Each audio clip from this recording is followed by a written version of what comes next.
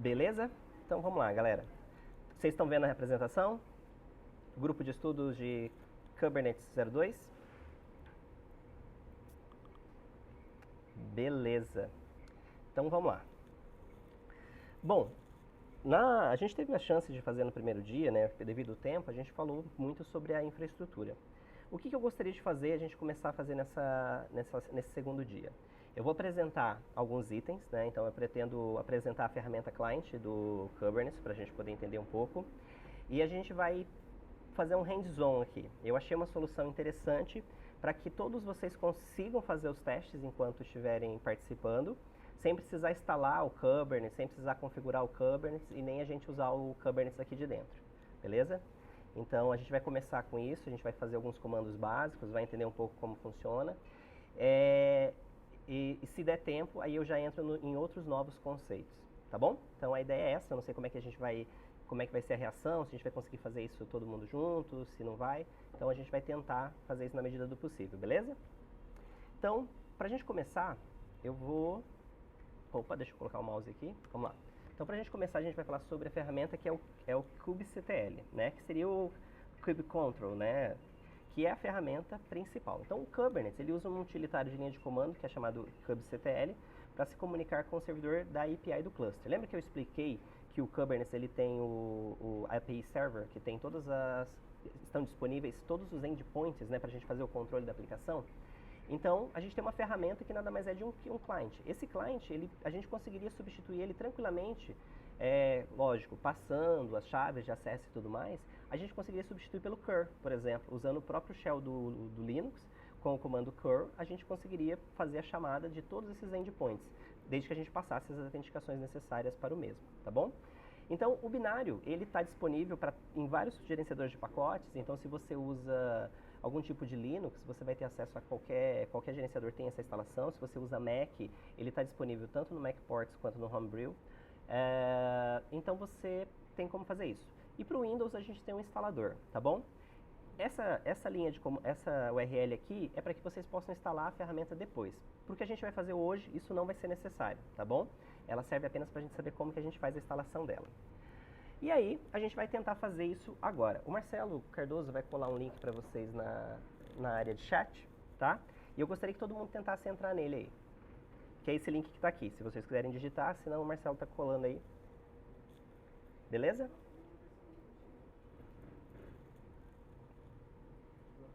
A gente vai acabar entrando nessa página aqui.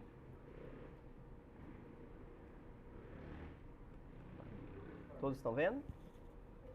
Conseguiram entrar? Hello, Minikube?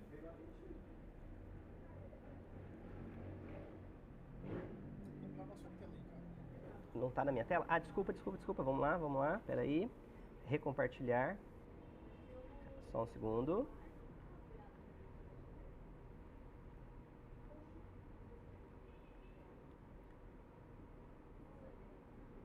Beleza? Essa tela aqui, ó. Todo mundo conseguiu abrir ela? Abriram? Então vamos lá. Tá? Vocês vão descer, assim, aqui ele explica um pouco como funciona, né, o Minikube, ele explica o objetivo disso. Ele demonstra depois, se vocês quiserem criar um container Docker com um servidor Node, para vocês verem isso, mas a gente não vai fazer isso agora. O que a gente vai pegar de importante aqui? Tá vendo aqui embaixo onde está Create um Minikube Cluster? Vocês podem clicar no botão Launch Terminal. Tá? O que ele vai fazer? Ele vai abrir na parte de baixo do navegador de vocês um console que vai permitir que a gente brinque com o Minikube.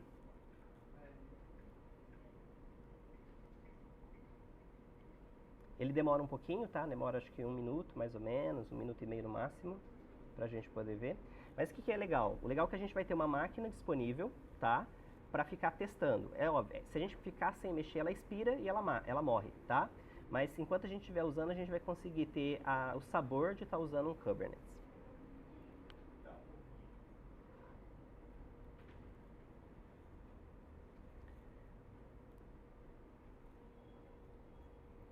Marcelo, Diga. o que está rolando no Dockerfile ali, só para a galera entender? Acho que vale a pena, É que a gente não vai ver isso hoje, o Diogo. Então acho que talvez assim, num outro momento acho que dá pra gente tocar isso aí quando a gente for fazer, porque daí a gente vai fazer um exemplo com código mesmo. Daí acho que é legal, que daí a gente pega aquele modelo que a gente tem, seja do C Sharp ou do Node, e a gente detalha ele mais tranquilamente, até com mais opções. Pode ser? Né? Aqui já tá começando ali, ó, o meu pelo menos já tá no Launch Kubernetes, não sei se o de você já abriu. Né? Ele demora um pouquinho mesmo, a gente vai aguardar aí um pouco, tá bom? Legal, o meu já startou, tá? O de vocês aí... Você conseguiu chegar a falar com a...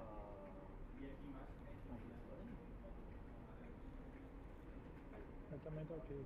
Tá ok? Ok. Tá startando ainda. Tá startando, beleza. Vamos esperar mais uns 30 segundos, depois dá pra acompanhar, porque todos os comandos vão estar na apresentação também, tá?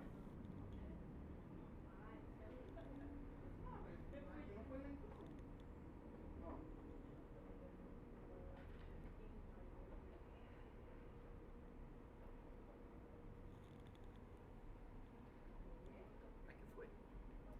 Tá bom. Aqui também foi? Aqui foi? Tá 100%? Legal, beleza. Tá. Marcelo, você já fez hoje de manhã, então eu vou tocar, tá? Eu usei o Marcelo de cobaia hoje de manhã. Então vamos lá. Bom, aqui o primeiro comando que a gente vai fazer, ele vai ser para... Depois eu vou explicar o que ele faz, tá? Mas nesse momento é importante só que a gente ative um add-on, né? Um opcional que existe dentro do Kubernetes, do Minikube, tá? Depois eu vou explicar por que a gente vai fazer isso. Então, o primeiro comando que a gente vai fazer aqui vai ser Minikube, tá? Add-ons, tá? Todo mundo está enxergando o código ou não? Que eu estou escrevendo? Sim. Enable, ok? Aí, Metrics Server, tá bom? Eu mostrei pra vocês, né, aquela imagem lá que eu mandei, era tipo, criar a senha do app, criar a senha da Bitfall. Beleza? Marcelo, se você quiser ir colocando os comandos com que eu for colocando, será que você tem eles aí para copiar? Tá? A pessoa vai ter que criar Então a gente vai usar esse comando aqui. Beleza? Depois eu explico, no momento certo que a gente vai usar esse comando, eu vou explicar por que a gente ativou ele, tá bom? Mas agora vamos usar por que eu fiz isso até antes? Porque ele demora um pouco para fazer efeito, tá? Bom, o primeiro comando que a gente vai ver é o kubectl version, né? Comando mais simples que a gente tem, mas que ele vai trazer duas informações que são muito importantes toda vez que a gente começar a mexer no Kubernetes, tá? Que é qual? A primeira é saber a versão do nosso kubectl, tá? Então, para a gente saber qual é a versão dele e a gente saber qual é a versão do server ao qual eu estou me conectando, tá? Isso é muito importante porque muitas vezes alguns comandos podem dar erros e alguns itens podem não funcionar igual a gente espera, exatamente porque a versão é incompatível. A versão do nosso cliente não bate com a versão do server. Então, às vezes, você vai pegar um script na internet que já tem o YAML pronto, né, de configuração, e aí você vai rodar e o que você vai perceber? Ele fala que tal comando tá errado. Aí você bate, joga na internet, vê e o comando tá certinho. A anotação tá corretíssima. Mas qual é o problema? O problema é que a versão do cliente está diferente da versão do server. Muitas vezes essa versão ela não precisa ser exatamente igual, tá? Então, existem apenas alguns casos onde isso vai ser complicado. Por exemplo, eu já tive problema porque o meu cliente estava na versão 1.13 e o meu server estava na versão 1.15, tá? Neste caso, se vocês estão localizados ali, ó, essa versão é a 1.17 do cliente conectada na versão 1.17 do server, beleza? Então, esse é o primeiro comando que a gente precisa saber quando a gente for mexer com o cliente, para a gente ter certeza de qual é a versão de cada um deles. O segundo comando, também bem simples, é o comando kubectl config view, tá? O que faz esse comando? Ele traz para a gente as configurações de acesso. Com isso eu sei qual é o certificado que eu estou usando, qual é o endereço do servidor, qual que é o nome dele no contexto, qual que são as preferências que ele tem e qual é o certificado do cliente, tá? Porque esse é um ponto até interessante quando a gente for falar das permissões e das seguranças do Kubernetes, né? A gente não trabalha com a criação de um usuário, tá? O que a gente faz? A gente pega um certificado, a gente assina esse certificado com o grupo ao qual esse usuário pertence e a partir do momento que esse usuário tem esse certificado e essa chave, ele consegue fazer conexão e ele vai ter acesso pelo grupo ao qual era o certificado do qual ele assinou, tá? Depois eu explico isso melhor quando a gente chegar na parte de segurança. Mas então não existe assim, eu não entro no Kubernetes e faço add, usuário, Arthur Coutinho, grupo tal e pronto, o Arthur já está acessando.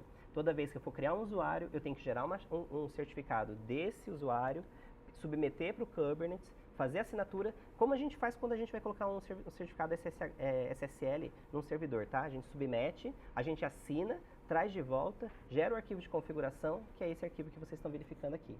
Entenderam? Então, são esses os itens aí que a gente consegue enxergar. No nosso caso, como a gente está vendo o Minikube, né, a gente só está vendo uma única configuração. Vocês estão vendo? Um único cluster está marcado aqui, que é o cluster Minikube, tá? Se nós estivéssemos vendo uma outra tela, por exemplo, um outro servidor, a gente teria outras configurações, né?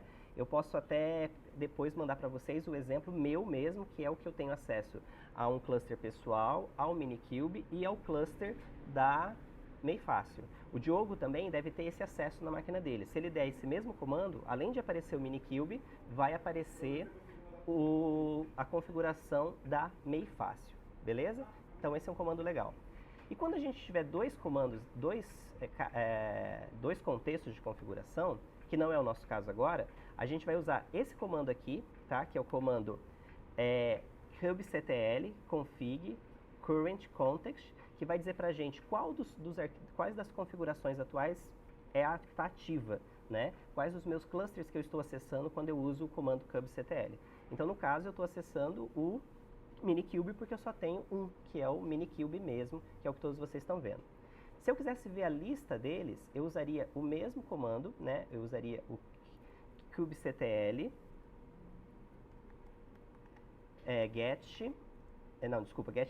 config get contexts, né? E aí o que eu teria? Eu teria uma lista dos clusters que eu tenho na minha máquina que eu posso acessá-los, tá bom? Ah, Marcelo, mas se eu estiver acessando na nuvem, vai aparecer aqui também. Se eu estiver acessando no Google, vai aparecer aqui também.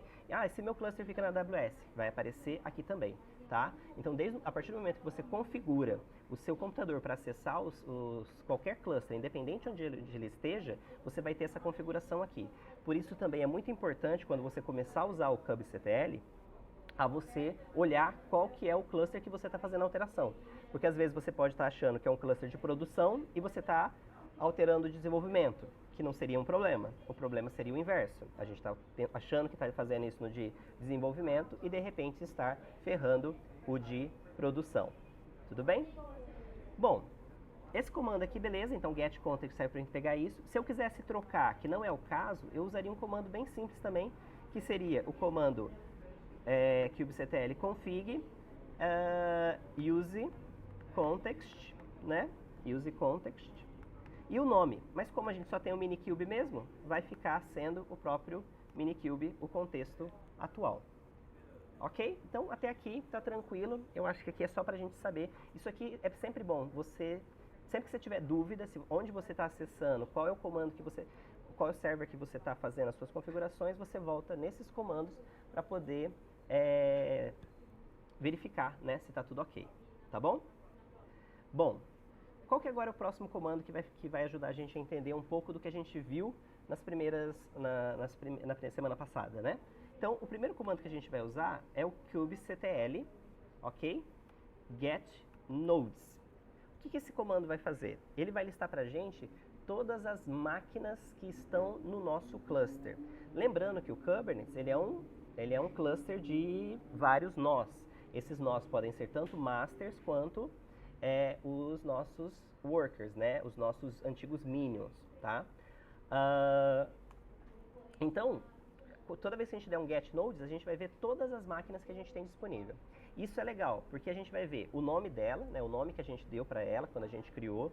Se fosse na AWS, a gente veria o nome da instância, né? EC2, o IP interno, né? Aquele nome que a gente já conhece das máquinas da AWS. O status dela, né? Se ela está ok, se ela está funcionando nesse momento. Quais são os papéis que ela desempenha. Então, aqui no caso, como a gente só tem uma máquina, que é o nosso próprio Minikube, essa máquina desempenha o papel de master. E como master, ela acumula o papel de nó, tá bom? Mas se fosse num cluster normal, a gente veria os nossos masters e a gente veria os nossos nós. Uma curiosidade, tá? Se eu estivesse usando AKS, EKS ou GKE, eles fornecem pra gente os masters gerenciados. Então, ou seja, você não tem controle sobre eles. Então, quando você dá esse comando kubectl get nodes, os masters não aparecem, tá? Porque eles não são seus. Eles estão no seu cluster, mas você não tem gerência deles. Então, só vai aparecer as máquinas que você adicionar como nós no seu cluster, tá? Toda vez que você estiver usando, então, o AKS, o EKS e o GKE, que são os serviços de Kubernetes gerenciados. Tudo bem? Então, a gente usou agora o kubectl get nodes, a gente viu ali a máquina, tá? O que a gente pode fazer? A gente pode dar um comando que é o kubectl top nodes, né? O que esse comando vai fazer? Ele vai me trazer o uso de recursos da máquina, tá? E aí entra a explicação. Vocês lembram que lá no começo eu pedi para que a gente habilitasse o metric server, tá? Por que isso?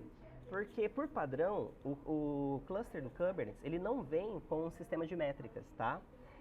Antigamente, ele usava um cara que a gente chamava de hipster, né? E o hipster, então, ele ficava uma cópia dele em cada um dos nós, coletando todas as métricas para poder passar para a gente.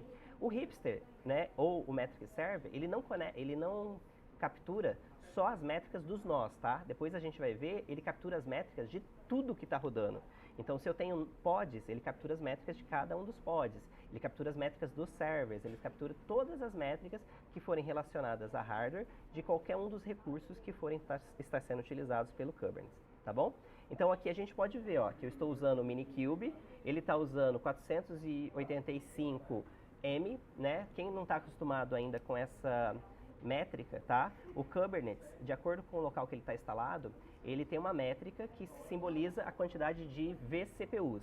Então, se o cluster onde a gente está, a métrica principal das máquinas é vCPU, o 485M significa 485 partes de 1000, né? Então, seria a mesma coisa que se a gente considerasse uma CPU, eu estou usando 0.485, certo?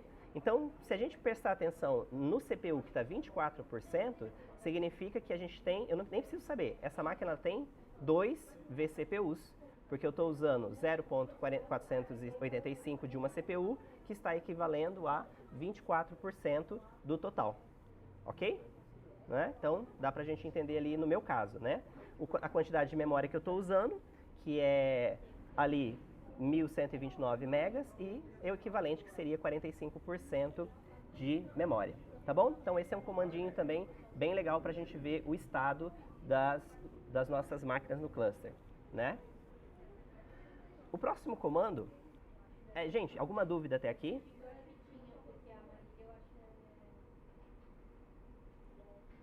Vou entender como não? Hã? Não? Beleza. Então, o próximo comando também é importante para a gente, vai ser o kubectl cluster info, tá? O que ele vai fazer? O kubectl cluster info, ele vai trazer as duas principais informações do cluster para a gente. Uma delas é qual que é o endereço do master, ou seja, como que eu faço para conectar no master. Então, digamos que eu fosse construir meu arquivo de configuração, eu precisasse passar para alguém o endereço das APIs, de onde que as APIs estão rodando, seria esse endereço que eu iria passar, né? Então, esse é o endereço, no caso, 172.17.039. E o outro, que também é bem importante, é o serviço do DNS. Então, onde se encontra o serviço de DNS do meu cluster? E aí a gente vai ter aqui o caminho, tá? Esse caminho, ele é acessível, porque essa URL, a gente vai aprender mais pra frente, é uma URL que permite que eu acesse qualquer um dos pods que estão rodando dentro do meu cluster, mesmo que eles não estejam expostos para fora do cluster, tá? Então esse endereço aqui significa a forma pela qual eu posso ter acesso. E o próximo comando, ele já até deu a dica aqui. É esse comando aqui, que é o comando para a gente usar quando a gente precisar fazer algum tipo de debug, saber se tem algum problema. É o kubectl cluster info dump. O que esse comando vai fazer? Esse comando vai trazer tudo, mas tudo mesmo, gente. Vai trazer todos os arquivos de configuração. Não sei se deu para ver, foi bem rápido o meu, né? Vocês devem ter visto de vocês aí. Vai trazer todos os arquivos de configuração, os logs de todas as aplicações que estão rodando, todos os pods, namespaces, endpoints, ele traz tudo, tá?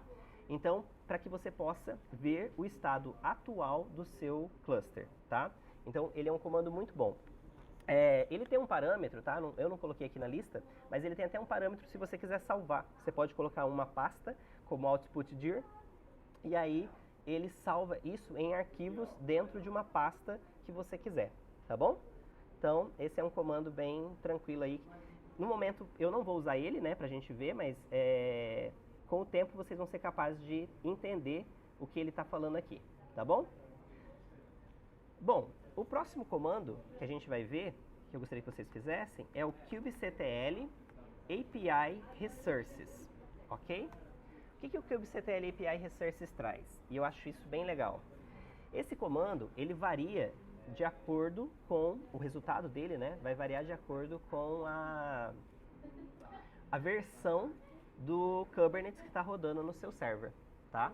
Por que esse comando ele varia desse jeito? Porque de acordo com ela vai ter o tipo de endpoint disponível para a gente acessar. Isso aqui é bem legal porque ajuda a gente a entender o que eu posso acessar do meu servidor. Por exemplo, aqui a gente tem o name. Então, binds. Binds significa que se eu der um comando chamado kubectl get binds, ele vai me trazer uma lista de bindings do meu cluster, tá? O que a gente tem que ter atenção só quando a gente fizer isso? É que ele pode ser namespaced, né, ou não.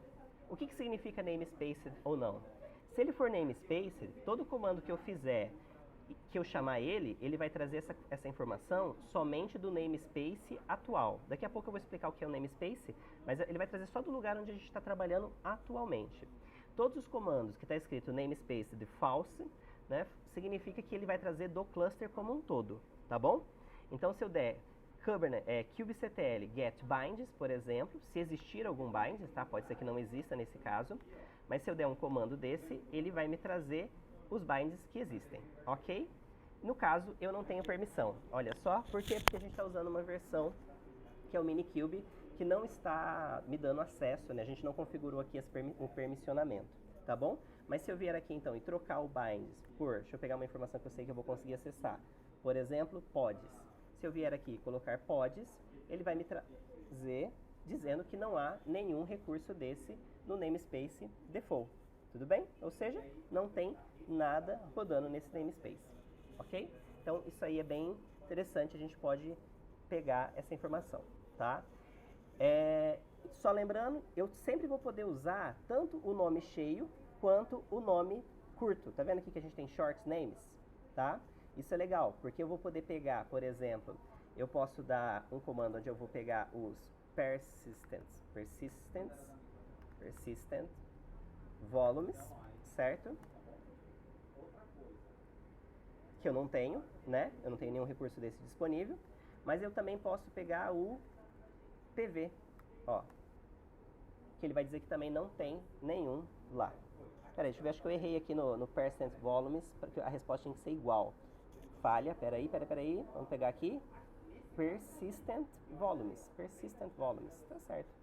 Persistent, nossa, o rapaz não sabe nem escrever persistent, volta aqui, persistent. Beleza, ali deu no resources found in the full namespace. Obrigado, o Arthur me lembrou aqui que tem autocomplete, tá bom? Mas então, kubectl get persistent volumes é a mesma coisa que kubectl get pv, tá bom? Então a gente sempre vai poder usar um comando ou outro. Os que a gente mais vai usar é o deployment, o pod, o config maps, secrets e namespaces. São os que a gente mais vai usar. E em todos eles a gente vai poder usar a abreviatura, né? Como DS, pods não tem abreviatura porque pod é pod, né? Config maps, que é CM, tá? E os secrets. Então a gente sempre vai poder usar tanto a abreviatura quanto o comando normal. Beleza? Então, só para a gente entender, isso aí faz parte então dos comandos para que a gente possa ter acesso. O que eu vou falar aqui já? Podem continuar aí na tela, tá? Eu vou trocar minha tela aqui só para continuar a explicação. Beleza? Então, vou interromper o compartilhamento aqui. Espera só um pouquinho.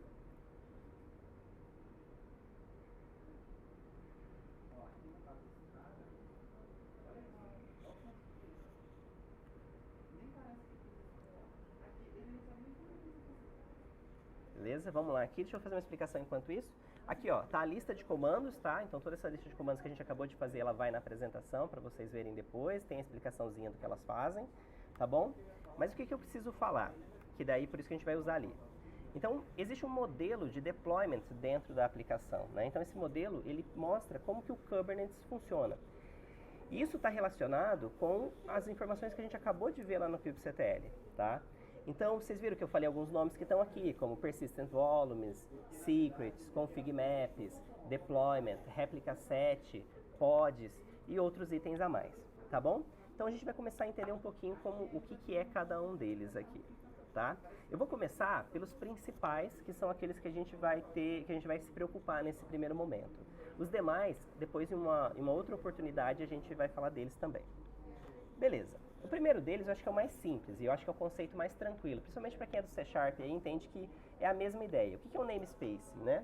Um namespace, a ideia é que eu consiga, logicamente, eu agrupar todos os recursos que eu quero de um determinado produto, de uma determinada instância, ambiente e tudo mais, tá?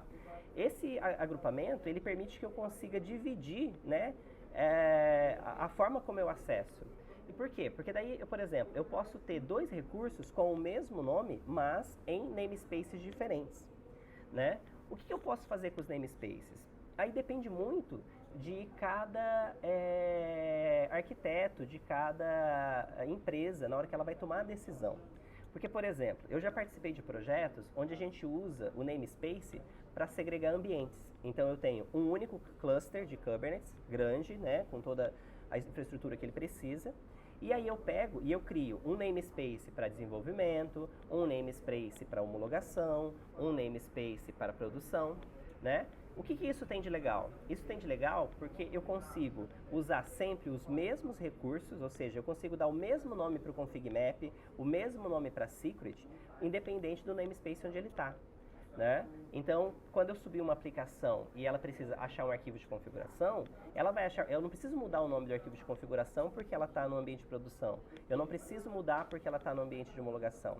Eu uso o mesmo nome. Por quê? Porque está segregado em ambientes diferentes, em namespaces diferentes. Então, dessa forma, os recursos eles podem ter até mesmo o mesmo nome, né? Eles podem compartilhar até mesmo do mesmo nome. Essa é a principal estratégia? Não. Por exemplo, a gente tem uma outra estratégia. Qual que é essa estratégia?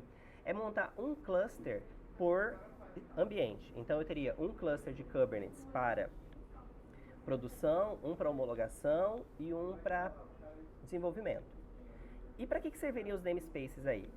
Muita gente, quando faz esse tipo de divisão, utiliza os namespaces para separar produtos ou para separar lógicas, né?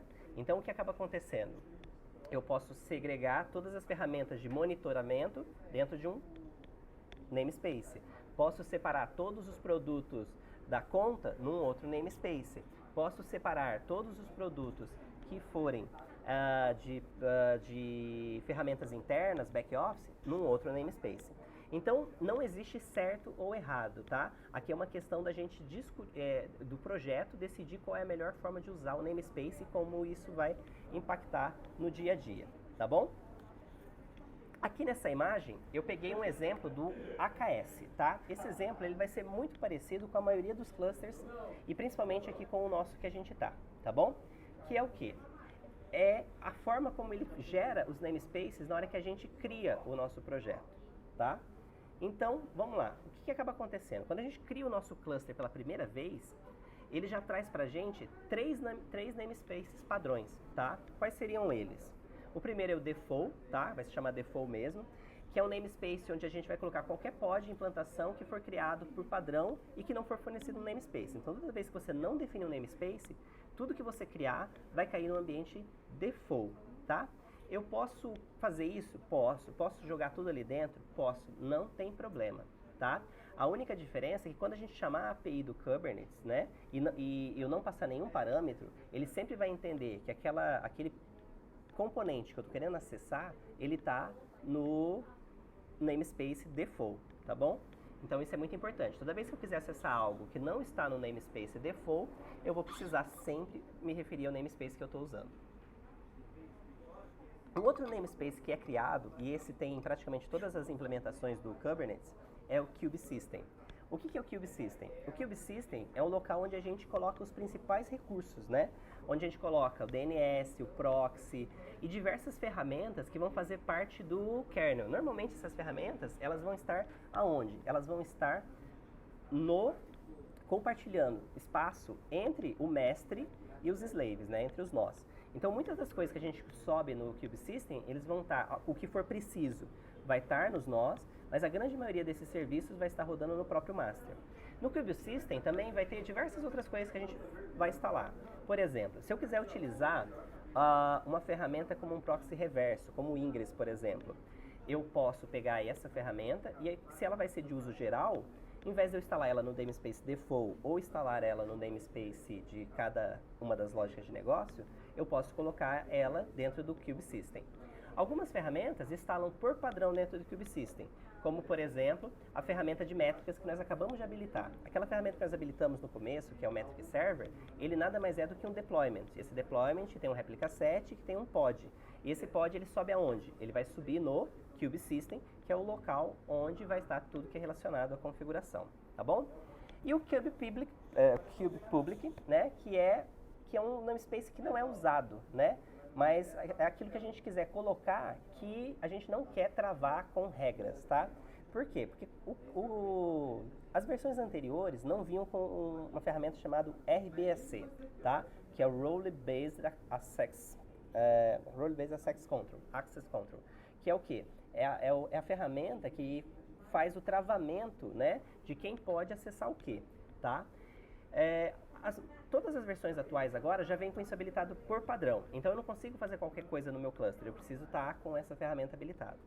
E o kubepublic é o lugar onde eu vou poder então colocar qualquer pod que eu quero que seja acessível por todos e que eu não precise ficar dando acesso ou dando permissão. Eu quero que todo mundo enxergue o que está ali, tá? Mas por isso que normalmente ele não é usado, mas ele vem definido por padrão. Vamos fazer o seguinte, vamos voltar lá vocês já estão, eu vou voltar lá na ferramenta, né? Vamos voltar lá para ferramenta web, vamos ver se ela está ativa ainda. Eu vou agora pegar aqui e a gente vai listar os namespaces. Não sei se alguém já fez isso, tá? Né? Vamos fazer a listagem do namespace, ok?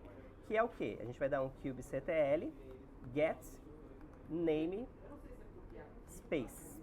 ok? Então, ele vai listar todos os namespaces aí. Se vocês estiverem com da mesma versão que eu, né, que a gente está rodando aqui, e acredito que sim, vocês vão ver que nós temos o namespace default, que está ativo, faz 27 minutos, isso é bem legal. Todos os recursos do Kubernetes, ele mostra sempre a idade, a gente consegue saber há quanto tempo ele foi criado ou há quanto tempo ele está rodando, tá? Então, no caso, foi há 27 minutos. A gente tem esse kubnode lease, que normalmente não aparece, tá? Em todas as versões, aqui a gente está tendo porque a gente está no Minikube, tá? Porque ele está fazendo a simulação para a gente do que seria o nó, né? Porque a gente não tem o nó, lembrando que a gente não tem o nó aqui, a gente só está com uma máquina, né? No Minikube. Aí o kubepublic, que eu acabei de explicar, e o kubesystem e o Kubernetes Dashboard. O que é o Kubernetes Dashboard? Quando a gente startou esse projeto lá em cima, ele habilitou o dashboard do Kubernetes também nesse Minikube, tá? Só que daí, ao invés de implantar isso no public, ele implantou isso num namespace próprio para deixar todos os pods, todos os recursos que são do dashboard nesse namespace. O que é legal do namespace? O namespace, ele é bom também quando a gente quer excluir as coisas, tá? Por quê? Porque se eu quiser destruir se eu quiser fazer uma destruição completa de diversas aplicações, basta eu apagar o namespace, ok? Sem pedido de confirmação, ok? Ele não vai falar para você, ó, nesse namespace tem 300 aplicações rodando, 4 servidores, alta disponibilidade e tudo mais. Se você fizer um comando para fazer a exclusão de um namespace, ele simplesmente vai perguntar se você tem certeza e, ó, apagou. Com isso, ele apaga tudo. Deployments, servidores, pods, config maps, secrets, tudo que tiver vinculado àquele namespace. Beleza? Então, muito cuidado, beleza? Então, vamos lá. Um outro comando que a gente pode usar, já aprendendo aqui, é o kubectl describe, tá? Ele funciona para praticamente todos os endpoints, ou seja, tudo aquilo que a gente viu no API Resources, que a gente viu que a gente pode pegar via GET, a gente também pode pegar via describe o detalhamento. Por exemplo, vamos tentar ver o detalhamento do kubesystem, tá? Vamos ver se ele tem algum detalhamento aqui pra gente. Então, opa, faltou uma informação. Se eu quero descrever, eu tenho que dizer o quê, né? Então, eu quero descrever o namespace kubesystem, ok? Então, a sintaxe é essa, vai ser sempre kubectl, describe o recurso que eu quero ver e o nome desse recurso. Então, eu estou verificando ali que a gente tem esse recurso, ele não tem nenhuma label, depois a gente vai entender o que é label, nesse momento pode ficar tranquilo, o status dele que é ativo. Esse namespace não tem nenhum limite definido e nenhuma cota de recursos definidos, tá bom? Então, é isso que ele mostra pra gente. Você vai ver que como nós acabamos de criar, toda a criação está default, então não tem diferença entre um e outro, beleza? Mas agora a gente vai usar um comandinho para entender uma coisa. Não sei se vocês lembram, eu dei um kubectl get pods e o que acabou acontecendo? Não tinha nada no namespace default. Vamos ver se existe algum tipo de pod dentro do namespace kubesystem. A gente vai dar um kubectl get pods e a gente vai passar um parâmetro, que é o n. Então, a gente vai passar um parâmetro n, que vai ser kubesystem, beleza? E aí, o que nós vamos ter? Os pods que estão executando neste momento dentro do nosso namespace kubesystem. Legal? Então, deve ter aparecido essa lista para vocês. O que a gente tem aí? Aqui eu só vou dar uma explicação, nem todos esses são padrões, tá? Alguns deles são só para o Minikube. Então a gente tem um serviço de DNS, tá vendo? O Core DNS. O Core DNS ele vem nas versões mais novas. Se a gente olhar as versões mais antigas, da versão 15, 1.15, 1.14, vocês vão ver que ao invés de ter esse Core DNS, nós vamos ter um serviço chamado KubeDNS, tá? Ele está sendo trocado. A gente vai ter o etcd, que aí eu tenho certeza que vocês já lembram o que é o etcd, né? Porque a gente viu isso na semana passada. A gente vai ter o Add-on Manager. O que é o Add-on Manager? Isso aqui é só do Minikube, tá? Por quê? Porque o Minikube, a gente vai ver quando a gente for falar bastante mais a fundo do Minikube, ele traz algumas coisas prontas dentro dele para facilitar a vida. Para a gente não precisar usar nem o Helm, sabe? Por exemplo, eu quero instalar um LK. Ele já tem um add-on chamado LK. Eu quero instalar uma ferramenta de log. Ele já tem um add-on para log, tá? Então, ele tem diversos add-ons que a gente pode adicionar. Então, por isso que já vem aqui esse add-on manager. Mas se eu quiser instalar qualquer coisa que tenha dentro do Helm, a gente também pode instalar no Minikube, tá? Então, é só uma forma da gente facilitar esse processo aí. O que mais que a gente tem? O API Server, que eu já expliquei para vocês da outra vez, o Control Manager, lembra? Que é o gerenciador dos controles, o Proxy, que controla para a gente a rede, o Scheduler, que faz o papel de gerenciamento, e o Metric Server, que nós adicionamos agora para poder mapear as ferramentas. Pode ver que ele é o que tem a idade mais jovem aqui, né? Ele foi feito há 21 minutos. O que é o Storage Provisioner? Isso aí, esse Storage aí. O que é o Storage? O Storage, ele, quando é uma aplicação normal, quando é um outro server, ele não usa esse Storage. Aqui, a gente tem ele por quê? Porque a gente está fazendo o gerenciamento de um pedaço do nosso disco. Ele não criou um disco adicional como acontece. Se eu tivesse na AWS, se eu tivesse no Google ou na Azure, Quando a gente cria um volume, esse volume é criado num disco mesmo. É criado um disco, no caso da AWS é criado um EBS mesmo, ele é conectado na máquina, no nó onde está rodando o pod, e vira um volume daquele pod, certo? Daquele nó, tá? Aqui não, aqui o que nós estamos fazendo? Tudo que a gente criar e quiser usar volume, ele vai criar um disco virtual dentro da nossa máquina, quando a gente estiver usando o Minikube, e vai meter espaço lá dentro. Então, independente de quanto você tenha, ele vai, enquanto você tiver espaço em disco, ele vai criando volume e tudo. Mas é como se fosse um volume virtual. Por isso que a gente tem esse carinha aqui que a gente não teria num ambiente normal, tá bom? Beleza até aqui?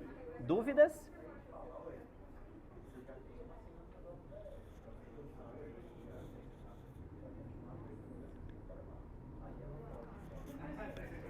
Marcelo, tem uma aqui. Manda. Tá falando IKS e AKS são as clouds, né? Isso, são as clouds. O AKS é o da Azure, né? O EKS é da Amazon e o GKE é do Google. Beleza. Tá bom?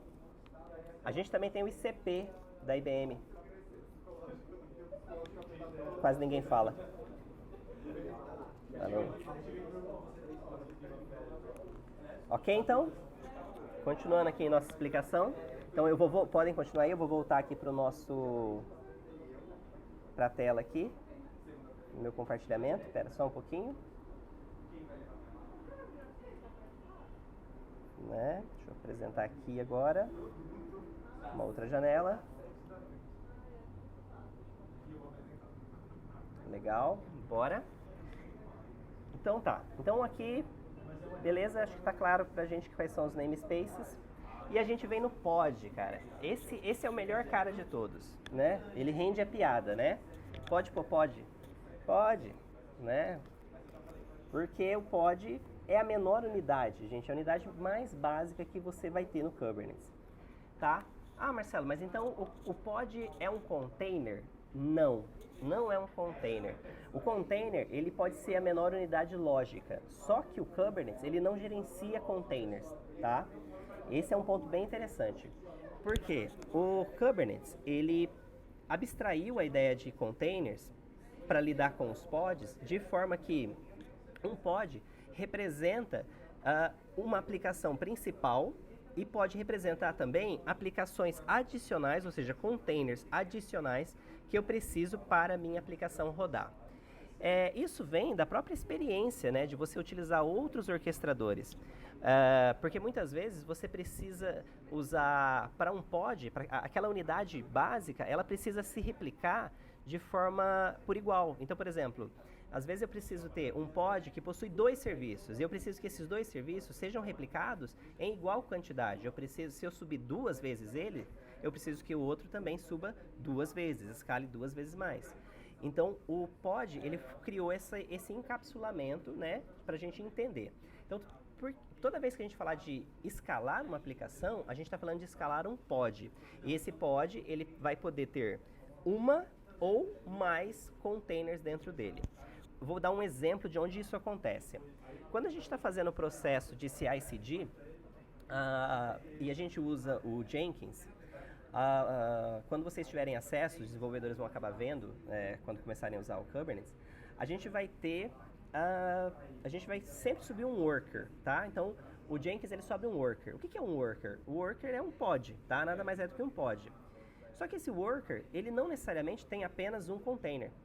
Por exemplo, o Diogo sabe que quando a gente precisa subir um pod hoje, esse pod ele vai ter uma imagem da AWS, que é um AWS CLI, então tem um container de Python com a AWS rodando. Eu vou ter um container de Node para compilar, certo? De Node com Python, se eu não me engano, que a gente está usando, né? Para poder compilar. Ele vai poder ter uma outra imagem só para fazer uso do Sonar, por exemplo, como acaba acontecendo no .NET, né? Quando a gente usa o .NET Core, a gente tem uma imagem para compilar, uma imagem para rodar o Sonar, e a gente vai ter uma imagem para rodar o AWS CLI, para a gente poder conversar com a AWS, né? E a gente vai ter uma imagem para poder conversar com o próprio Kubernetes. Olha só que interessante. E uma imagem do Docker. Tem mais uma imagem do Docker também.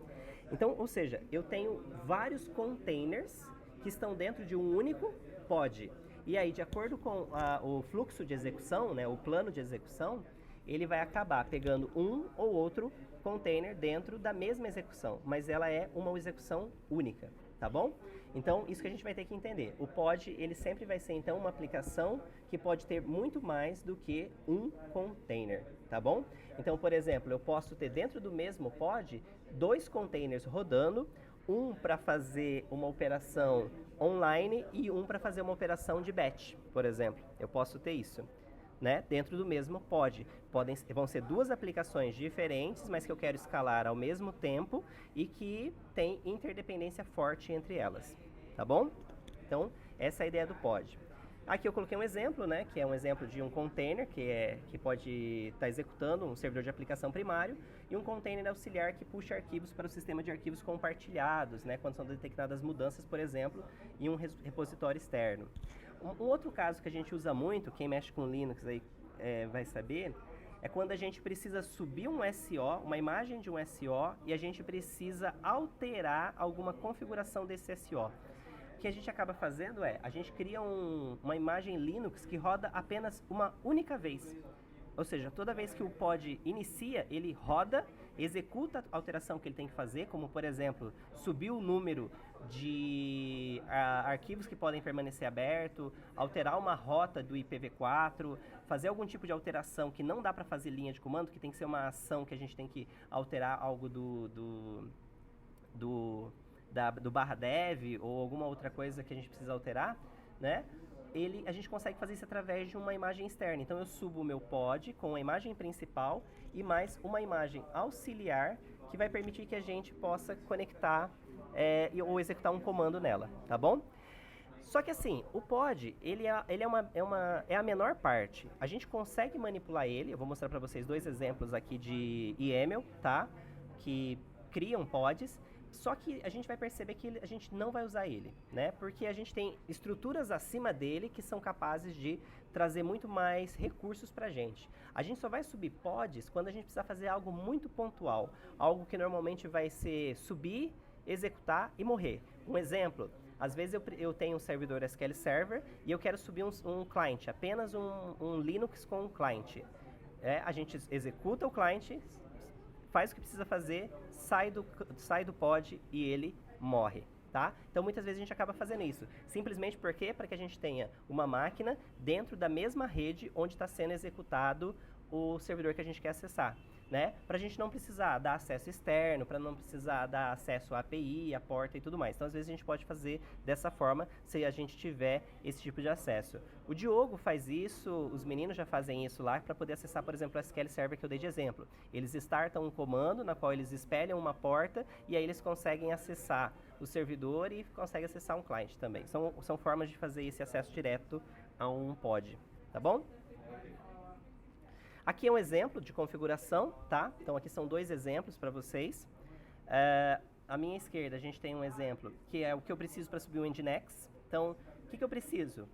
Basicamente é isso. Eu dou um nome, que vai ser o nome do meu pod. Eu dou o label, né? O label, depois eu vou explicar para que serve os labels, para a gente agrupar produtos, agrupar aplicações, para a gente conseguir escalar coisas junto, tá? As especificações e os containers. Então, tá vendo aqui que eu tenho uma linha container e eu tenho um tracinho? Esse tracinho, ele significa que é uma lista, né? A gente pode criar uma lista de containers aqui abaixo, tá? Beleza? Bom, alguém escreveu alguma coisa? Quer perguntar?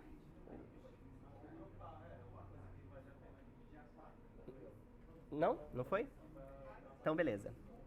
Vamos lá. Então, aqui no caso é o container, né? O name dele e a imagem. Essa imagem, gente, é a mesma coisa que a gente faria num Docker, tá? Então, se eu quiser pegar a imagem do Marcelo. O Marcelo tem um Jenkins lá no Docker Hub. Se eu quisesse pegar a imagem que está lá, eu colocaria Marcel Ferri, meu usuário, / essa imagem. Se eu quisesse pegar a imagem do SQL Server, o nome lá, Microsoft, / SQL Server, tal. Então, no imagem, funciona da mesma forma que a gente faria com o Docker. A gente consegue subir qualquer imagem aqui.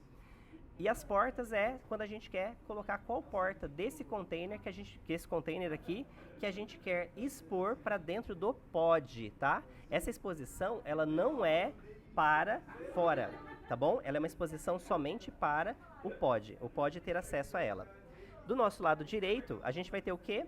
Um pod mais completinho, ainda não é complexo, ele é bem simples também, onde eu estou pegando a imagem do SQL Server, vocês podem ver lá dentro de containers, tá vendo? Eu consigo definir variáveis de ambientes, tá bom? Que vão ser usadas por esse pod, né, pela essa instância que vai estar rodando ali dentro. Eu tenho agrupamentos também do tipo label, né, a gente está vendo ali, para poder agrupar esse tipo de aplicação. Legal? Até aqui tá ok? Beleza? Gente, eu vou pausar aqui, tá? Eu vou perguntar se vocês têm dúvida, porque réplica set e replication controller já é um pouco mais difícil da gente falar o que é, tá? E aí eu acho que ia ser um pouquinho, pra gente ficar muito em cima, vai ficar, e daí não ia sobrar tempo para dúvidas, tá bom? Então, eu vou dar essa pausa aqui. Os próximos assuntos são replication controller e replication set. Alguém tem alguma dúvida? Quer fazer algum comentário? Quer ver algum exemplo lá na linha de comando?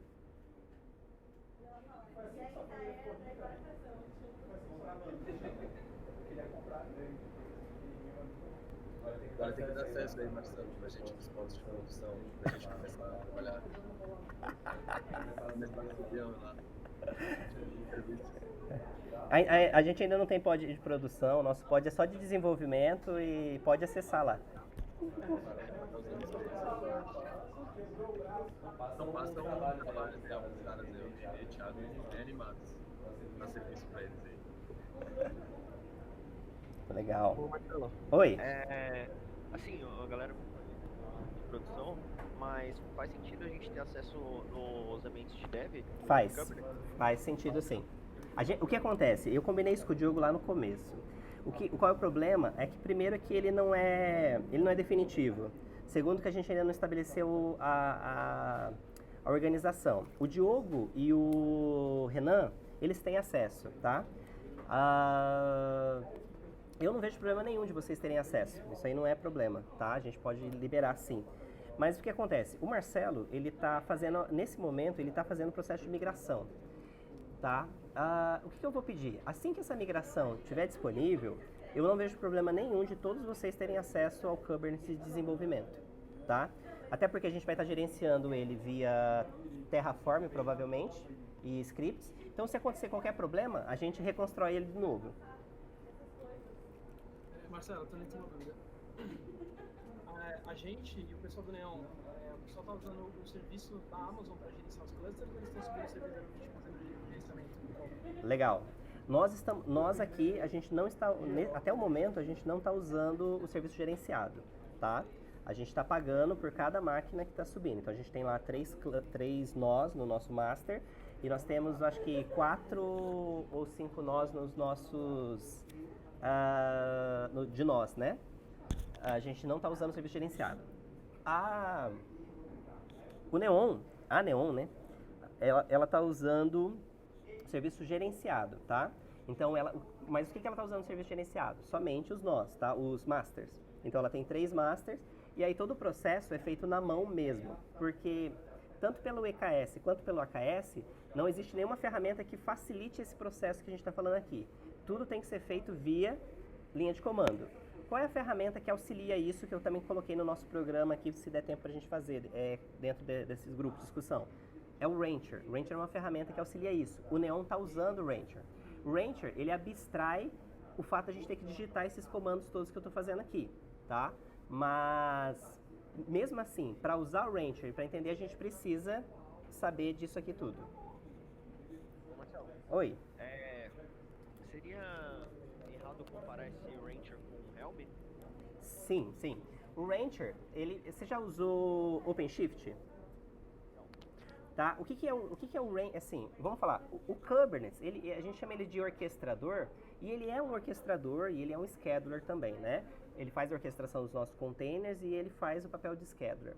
Mas o que é tanto o OpenShift quanto o Rancher? Ele está numa camada acima de abstração. Digamos que ele gerencia, ele orquestra o orquestrador, tá? Então, ele é o cara que está na frente, que vai fazer, ou seja, é como se fosse o próprio usuário que está ali gerenciando. ele tem, o Rancher, ele traz um item lá que são as bibliotecas, mas aquilo ali é só um recurso, tá? Então por isso que não é muito igual ao Helm. Ele usa até os próprios recursos do próprio Helm para fazer a instalação. O que o Rancher traz pra gente é uma interface visual, onde ele abstrai algumas coisas, como por exemplo, quer ver um exemplo simples? Estratégia de deploy, tá? Eu quero usar Canary Release, quero usar Blue Green, quero usar algum outro tipo de estratégia. Se eu vou fazer isso aqui, a gente vai ter que pensar muito bem, organizar, escrever o nosso replica set, o nosso deployment, para que ele saiba fazer isso, tá? O que vai acontecer num Rancher da vida? Eu vou lá e escolho num botão que eu quero que a estratégia de deployment seja Canary Release. Eu posso replicar a máquina simplesmente apertando um botão. Eu posso ir lá e falar assim, se memória é igual a tanto, replica. Tudo isso numa interface, tá? Então o que o Rancher faz é trazer uma interface de gerenciamento para você gerenciar nuvens, tá? Então ele pode gerenciar vários clusters, como pode gerenciar um cluster só, gerenciar namespaces, tá? Então é isso que ele faz. E ele facilita também o processo de agregação, porque na AWS, né, e nas nuvens, tá? Nas nuvens em si, eu posso ir lá no painel e adicionar um nó, tá? Eu crio um nó e esse nó adiciona. Se eu fosse fazer isso aqui ou em qualquer lugar, eu preciso ir na máquina, instalar a informação, instalar os negócios, instalar tudo o que é o básico para aquela máquina entrar no nó. E o Rancher também facilita esse processo pra gente, tá? Então imagina mais o Rancher como um facilitador, assim como o OpenShift. O OpenShift ainda vem numa fase maior, quer dizer, num nível de abstração maior, porque ele chega no nível de transformar o teu Kubernetes num PaaS. Então, ele te dá acesso para você gerenciar o seu cluster, mas ele já te dá o nível de PaaS. Cara, eu não preciso saber disso, eu só preciso codar. Beleza, o OpenShift já faz isso. O Rancher te fornece como fazer isso, mas não é o foco dele. Muito bom. Marcelo, Oi. foi mal, fala aí, Diogo, pode falar. Não, rapidinho. Não, é só sobre isso mesmo. Ele é uma ferramenta paga, né? Pelo que eu vi aqui. O Rancher? Não. Não? Não. Tem um price ali pra suporte, então. Isso, é suporte, tá? Não é pago, é open source. Tanto que tá aqui pra gente instalar, tá no roadmap aqui, a gente vai fazer a instalação dele no Minikube. Só que daí todo mundo já tem que estar com o Minikube rodando, né? Na máquina. Marcelo, Oi. você vai falar um pouco sobre EKS, como que ele faz para gerenciar os clusters de Kubernetes? Tipo, ele é um serviço, né? Eu entendo que se a gente tivesse um serviço, a gente quisesse um servidor para gerenciar, você de repente teria uma S2 com um servidor Linux e aí eu teria o Kubernetes nela, certo? Isso. Se a gente fizer gerenciamento. Isso. E aí você falou que o EKS, o pessoal na Neon só está usando para gerenciar os nós master. Isso. Vai dar um entendimento de como que ele faz isso, talvez como eles estão fazendo lá, só para a gente entender um pouco melhor o conceito de serviço dentro da cloud. Então, é automatizado. É um botão. O EKS é um botão, certo? Ou uma linha de comando. Tem o EKS kubectl, tá? Imagina assim, e exatamente acho que é isso, EKS-ctl. Você vai lá e fala assim, create cluster, nome, nó count, tanto. Beleza, ele vai criar o seu cluster com 5 nós, por exemplo, se você colocou 5. Acabou, é isso que ele faz. Entendeu? Então, é que o que só ficou confuso pra mim é que você falou que eles usam só para gerenciar os nós master, mas os nós secundários, eles estão todos dentro do mesmo ambiente, então?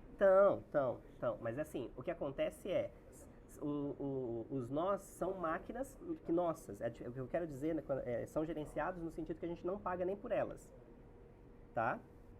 No EKS, quando você usa o serviço do EKS, você só paga os nós, tá? Você ganha 3 máquinas masters, que você não tem acesso a elas, você não tem como mexer nelas, os nós você tem, entendeu? Os nós eu consigo dar comando, alterar, derrubar, matar, fazer o que eu quiser. Os masters não, tá? Os masters são gerenciados pela EKS e eles não são pagos. Ah, mas então, Marcelo, qual é a vantagem de você usar os seus nós gerenciados? Por que nós escolhemos nós gerenciados pela gente? Dá mais trabalho? Dá. Eu tenho uma ferramenta que se chama KOps, tá? Que eu estou usando para isso, que ela faz a mesma coisa que a AWS faz, tá? Eu executo um comando, ele cria as máquinas da AWS e me entrega elas prontas. Eu não preciso ficar dando manutenção nelas. Só que a diferença é que eu estou pagando pelos masters. Qual é a diferença? Quando você está no EKS, no AKS e no GKE, não são as mesmas instâncias EC2 que estão disponíveis para o cluster. Tá? São máquinas diferenciadas com custo maior. Na verdade, você vai estar pagando nos nós o valor dos masters que você está recebendo. Entendeu? Depois eu vou ler mais a respeito. Valeu. Beleza. E são máquinas bem engraçadas, porque, por exemplo, quando você pega uma máquina da AWS, você pega uma máquina de 4 GB, né? Por exemplo, de memória. As máquinas dos nós são 3.5, por exemplo. Ou 1.7. São uns cálculos meio loucos que eles fazem. Não são máquinas com valor total. Outra coisa que é interessante é o seguinte. Quando você faz o seu cluster, você pode colocar máquinas de qualquer tipo, tá bom? Quando você faz o cluster gerenciado, todos os nós têm que ser iguais. Então, se você fizer uma escolha errada no início do cluster, todos os nós adicionais serão iguais àquela máquina. Não tem como mudar o nó. A não ser que o tamanho da máquina. Ah, tá. Esco- Era, tipo, em relação ao kernel. Tipo, quanto Linux você usa. Não, nem é isso. É a máquina mesmo. Se você escolher uma máquina de 2 core, 4 GB, todas as máquinas serão de 2 core, 4 GB. A não ser que você remova todas e coloque todas de novo. Caralho, beleza. Tá bom? Marcelo, rapidinho, cara, uma dúvida rápida. Diga. A gente vai ver em algum momento alguma coisa sobre os volumes aí, porque, tipo assim, Sim. Sim. não é. Tá. Porque Tem- você falou assim, tem um Terraform que monta tudo de novo, né? Mas, pô, e os dados? Não, os dados a gente tem que fazer snapshot, pô. Tem que fazer snapshot, não tem muito o que fazer não. Mas eu vou falar sobre volumes, que daí é persist volume claim, tá? São os 2 itens de volumes. Beleza?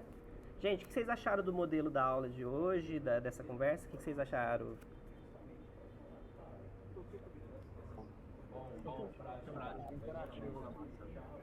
Pode continuar com esse modelo. Bom, enquanto esse mini cube aí da Kata Coda aí funcionar, dá pra gente ir usando ele pra ir criando as coisas, tá? Aí eu acho que eu vou subir os pods aí pra gente ver funcionando. A gente só precisa resolver um problema com o dashboard. Hoje eu ia mostrar o dashboard pra vocês, mas eu e o Marcelo nós apanhamos pra fazer o dashboard funcionar nesse Kata Coda aí. Aí a gente deixou pra lá, deixou pra próxima. Tá bom? Bom, gente, se alguém tiver mais alguma dúvida, manda aí, fala depois aí pra gente, tá? E é isso aí. Até sexta que vem. Valeu, Marcelo, obrigado.